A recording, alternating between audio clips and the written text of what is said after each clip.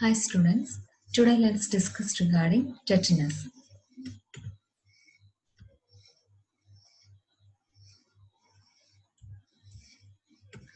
Tetanus, it is a serious acute condition that is caused by infection with a bacterium known as Clostridium tetani. So it's a kind of acute as well as serious infection. It is mainly caused by a bacteria called Clostridium tetani.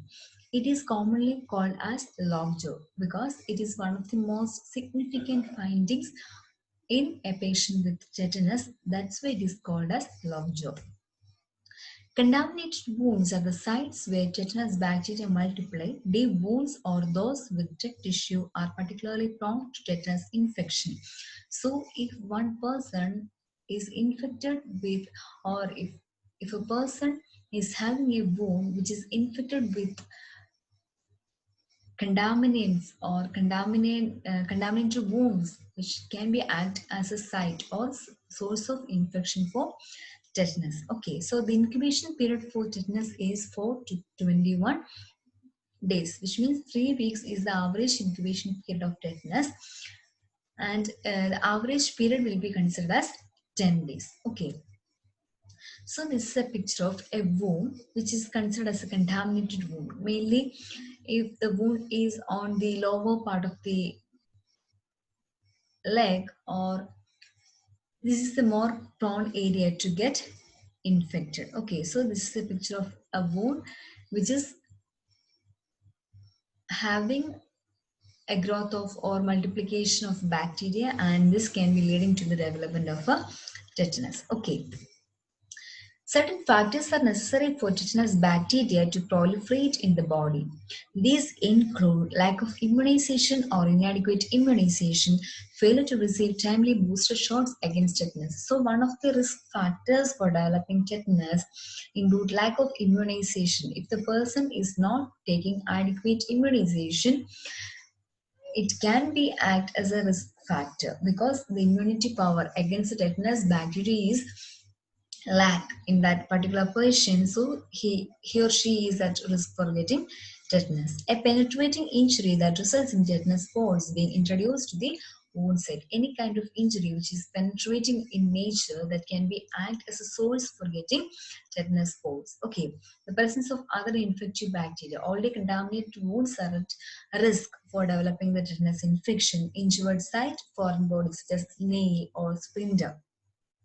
So the wound is mainly caused by any kind of foreign bodies like nail. It can be act as a, or the wound can be infected with tetanus, swelling around the injury. So these are the common factors which are responsible for proliferating the tetanus bacteria.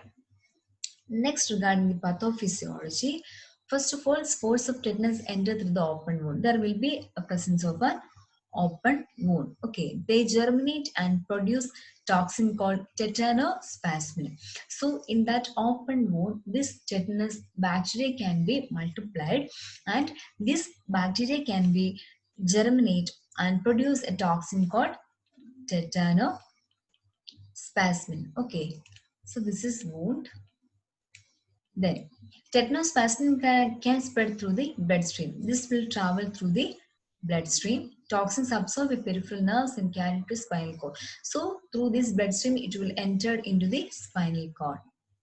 Okay, block the action of inhibitory enzyme at spinal synapses. So, it will enter into the spinal cord, and at the spinal synapses, this is spinal synapse, it will block the action of an inhibitory enzyme, interfere with transmission of neuromuscular impulses. So, while blocking the inhibitory enzymes at the spinal synapses, it can interfere with the transmission of neuromuscular impulses. So, the impulses cannot be transmitted properly.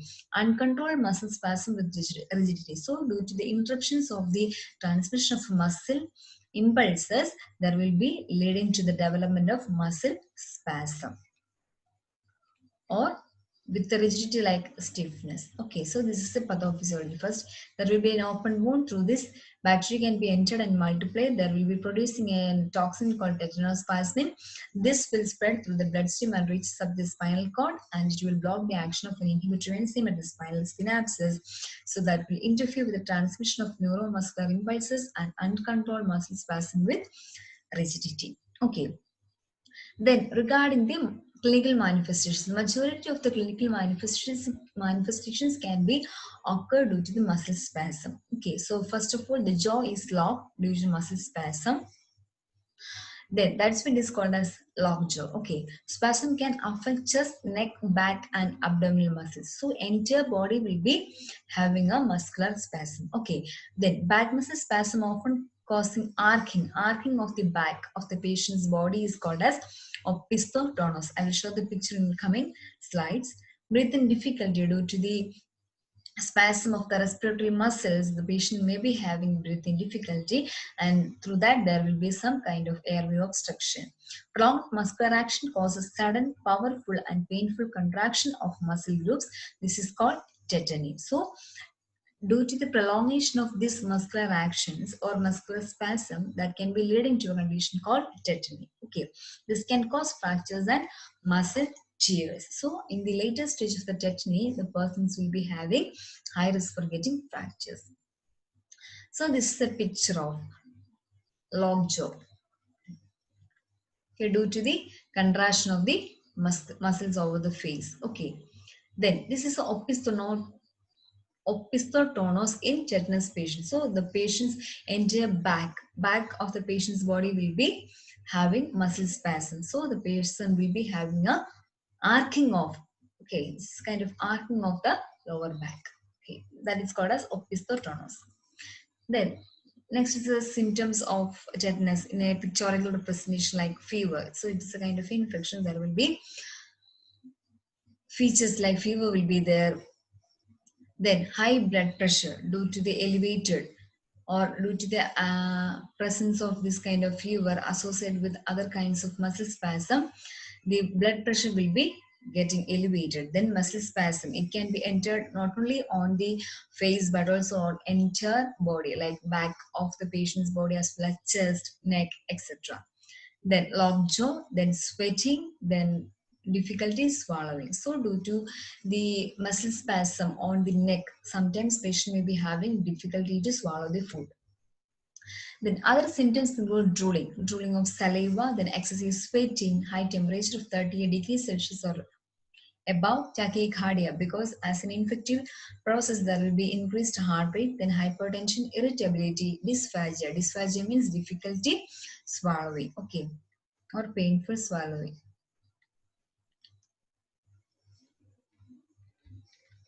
Uncontrolled urination or defecation. Then diagnostic evaluations, how we can diagnose this condition. History collection, in that we can collect about the presence of wound, why it happened. Okay, either it was like a penetrating injury or not, or it was an injury from a nail or etc. Okay, then immunization history, whether the patient had taken immunization or not, or if the patient had taken any booster dose or not. So this kind of history should be collected from the patient. Or else if the patient is having a wound, it should be assessed for in the presence of contaminants. Okay, then physical examination, muscle spasm as well as stiffness. Patients will be having lockjaw, then muscle spasm, patient having impaired breathing, and fever will be there. So this kind of information should be collected, as well as we have to assess the wound characteristics. So in most of the cases the wound will be infected, so we can see contaminants over that, or the infections can be seen over that wound area. Lab tests can be helpful to diagnose tetanus in the tests like serum electrolytes can be checked, then CBC count, there will be elevation or W of WBC count, albumin, clotting factors, and ABG monitoring. ABG monitoring will be helpful to assess the respiratory pattern of the patient, because respiratory difficulty that the patient will face breathing difficulty, so it can be ruled out with the ABG monitoring. Okay, Then how we can manage this condition? Wound should be cleaned with soap and running water. That is the primary responsibility of the nurse to clean the wound with soap and water. Treatment is directed towards stopping toxin production, neutralizing its effects, and controlling muscle spasm. So, our primary aim is to control or stop the toxin production. Toxin will be produced after the entry of bacteria into the contaminated wound. Okay, so once the wound is cleaned with soap and water, automatically this bacteria cannot be entered into the patient's wound, so these toxins cannot be produced. Okay, then tetanus immunoglobulin. If the patient had not taken any kind of vaccination, tetanus immunoglobulin can be helpful to provide some kind of protection against this infection. Okay. Immunoglobulin will contain an antibodies that kill the tetanus bacteria. So once a person is exposed to this bacteria, immediately he or she should take the immunoglobulin so that this bacteria can be killed. It is given as an IV injection and provides immediate short-term protection against tetanus. So the route of administration of tetanus immunoglobulin is intravenous. Okay, antibiotics, penicillin and metronidazole are used to treat tetanus infection. So in majority of the cases, we can manage this infection with the administration of penicillin as well as metronidazole. They work by preventing the bacteria from multiplying, stopping the tetanospasmin from spreading. The main mode of action of these antibiotics include they will stop the multiplication of this bacteria as well as to stop the tetanospasmin from spreading or multiplying. Okay. Then, so this is a picture of how we can clean a wound. So this is a picture of cleaning a wound with soap and water so that it can be free from contaminants. Okay, so after that we can apply some ointments to get the wound healed very soon. Okay, treating muscle spasm. So muscle spasm is one of the other features that the patient may exhibit during tetanus infection. Anticonvulsants such as diazepam and phenobarbital are used to treat muscle spasm. So in majority of the cases, sometimes patient may show some kind of convulsive uh, episodes, example like opisthotonus. In that situation also there will be arcing of the entire body of the patient. It's like a convulsion episode, so it can be managed with proper anticonvulsant like diazepam and phenobarbital. Diazepam relaxes the muscles, reduces anxiety, and works as a sedative too. Okay, then baclofen and dantrolene are two muscle relaxing medicines used to relieve muscle stiffness and spasm. So we can manage this kind of muscle relax or muscle spasm that administering some kind of muscle relaxing agents as well as anticonvulsant. Then, neuromuscular blocking agents. These will block the signals that are transmitted from the nerves to the muscle fibers. It is used to relieve muscle spasm. Example, vecronium. Okay, so vecronium is one of the neuromuscular blocking agents. It will block the signals that are transmitted from the nerves to the muscle fibers. So there will be a gap of communication between these nerves to the muscle fibers. So through that we can relieve the muscle spasm. Okay, then nutrition and breathing. The person should consume high amount of calories. An intake of 3,500 to 4,000 calories is often required, plus 150 gram of protein per day. It will help to healing of wound. Okay, it is necessary to provide liquid feed as the patient may be having swallowing difficulty. So we should provide bland diet to the patient. Okay, encourage bed rest with a non-stimulating environment like dim light, reduce noise, and stable temperature. The surgical management, if the medical management fails to treat this condition, we can provide surgical management. The main surgical therapy to provide with tetanus infection would debridement. Okay. It is the process of cleaning an open wound by removing foreign materials such as dirt and manure as well as any dead tissue. It will limit the spread of tetanospasmin toxin, allowing the wound to heal. So it is a kind of surgical management through which we can remove the dirt or contaminants from the wound so that the wound can be healed very rapidly. So it will prevent the growth of tetanospasmin. Okay, so it will remove the dead tissue from the wound, so it will be healthy. It can be used in the case of large tetanus-prone wounds. So in smaller cases, it cannot be done. But in the later stage, or if the patient is having a large wound, which will be having at risk for developing the tetanus infection, we can manage with surgical debridement therapy.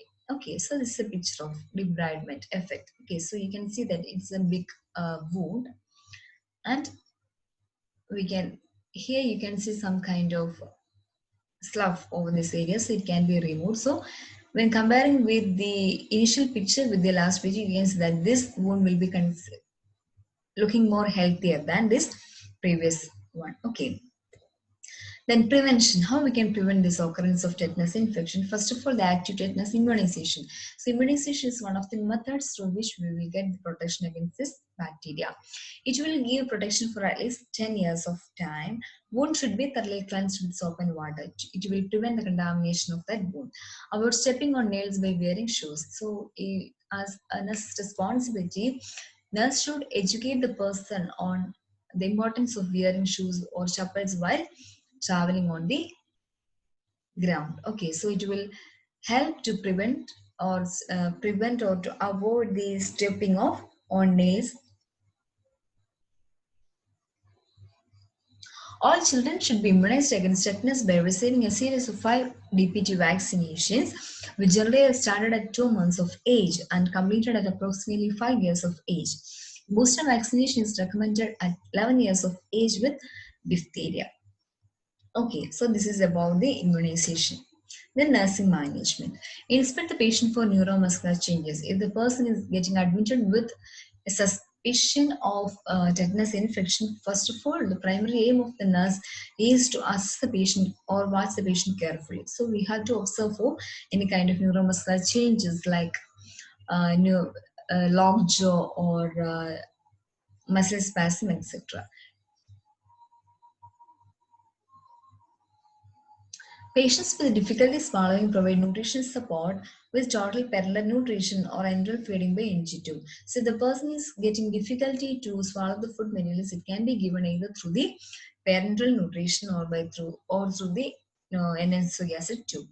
Institute seizure precautions as soon as the patient is admitted in the unit, because majority of the cases sometimes patient may show some signs of convulsion, so it can be managed with proper seizure precautions. Okay, pad the sideways of the bed and provide immediate access to oxygen, suction, intubation equipment, artificial airways, and resuscitation bag. So we should make sure that the sideways of the bed is adequately padded, okay, with some kind of gauze or cotton, as it is mainly to prevent the injury to the person. If they develop any kind of convulsive episode, it will protect the person from injuries. Okay, as well as we have to provide immediate access to oxygen, suction, intubation equipment if an emergency occurs.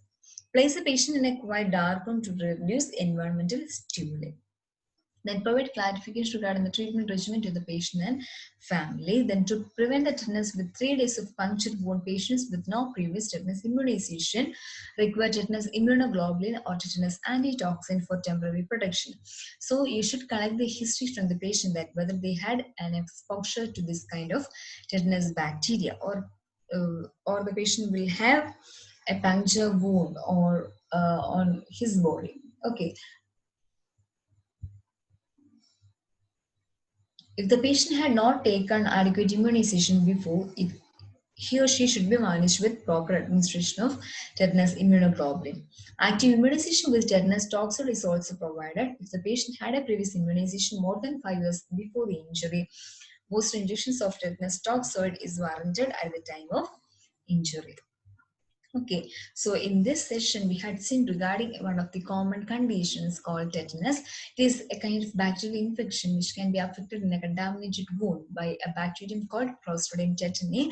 And we had seen regarding the pathophysiology and the risk factors as well as clinical manifestations. Okay, so the main clinical features associated with neuromuscular problems like muscular spasm, so that it is otherwise known as lockjaw. And we had seen regarding the management, preventive aspect is only through the proper vaccination. Okay, so and also we can educate the person on the importance of caring the wounds very effectively. Okay, so I hope you got an idea regarding this condition well. So please go through this note, and if you have any doubt, you can ask me. Or okay, thank you.